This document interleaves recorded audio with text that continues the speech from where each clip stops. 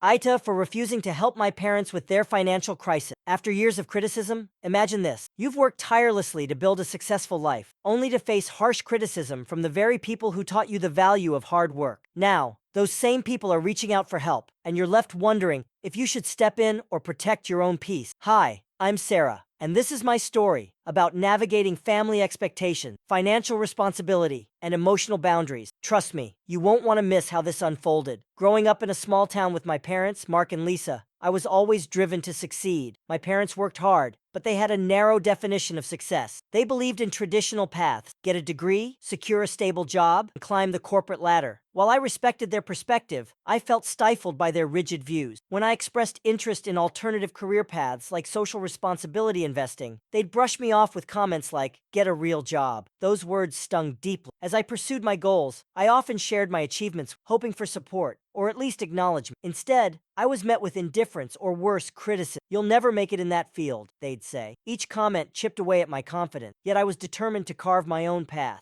I graduated college, landed a job at a socially conscious investment firm, and began to feel proud of my choices. But that pride was often overshadowed by their constant reminders of what they deemed acceptable. Fast forward to a few months ago, I received a call from my parents that shook me to my core. They were in a tight financial spot due to some poor investments and unexpected medical expenses. "Can you help us?" they pleaded, their voices tinged with desperation. My initial reaction was guilt. After all, they were my parents, and I loved them. But then reality hit me like a ton of bricks. How could I help the people who had spent years belittling my life choices? I remembered all the times I'd felt dismissed and undervalued. Did I really want to become their safety net now that they needed me? With a heavy heart, I decided to have an honest conversation. "I can't lend you money," I said firmly. "You've always taught me to be financially responsible. I think you need to figure this out on your own." The silence that followed was deafening. My dad's face turned red with anger. "You're being selfish," he shouted, and I could feel my heart race. This wasn't just about money. It was about years of emotional turmoil and frustration boiling over. I was torn between my love for my parents and the need to protect my own well-being. After that heated exchange, my phone buzzed incessantly with family members chiming in, calling me ungrateful. My aunt texted me, "You should help them out. They're your family." I felt trapped in a web of guilt and obligation. I began to question my decision. Was I really being selfish, or was I simply standing up for myself? The pressure mounted, and I found myself spiraling into self-doubt.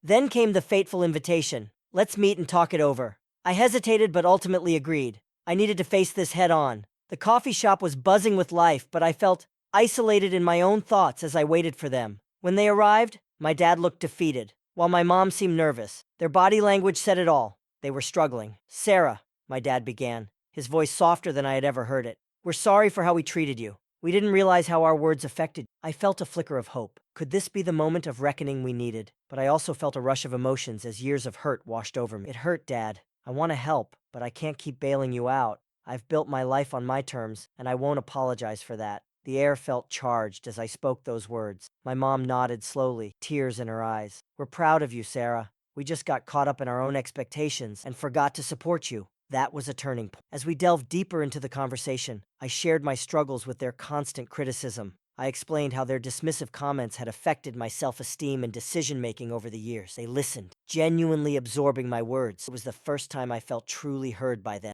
After a long emotional discussion, we reached a breakthrough. They promised to seek professional help for their finances and to communicate more openly moving forward. I could see the determination in their eyes. As they began to take steps toward financial independence, I felt a weight lift off my shoulders. It was as if a fog had cleared, and for the first time in years, I felt hopeful about our relationship. We started to communicate more openly, and I could sense a genuine pride in my achievements from them. My dad even asked for my input on his investment decision, something that would have been unthinkable just a few months prior. So, what do you think? Was I wrong for standing my ground against my parents? I'd love to hear your thoughts. Have you ever found yourself in a similar situation where you had to choose between family loyalty and your own well-being? Share your experiences below. Now, our relationship is on a healthier path. It's a reminder that setting boundaries isn't selfish. It's necessary for growth. If you've ever faced a tough decision about family dynamics, know that you're not alone. Your voice matters, so let's talk about it.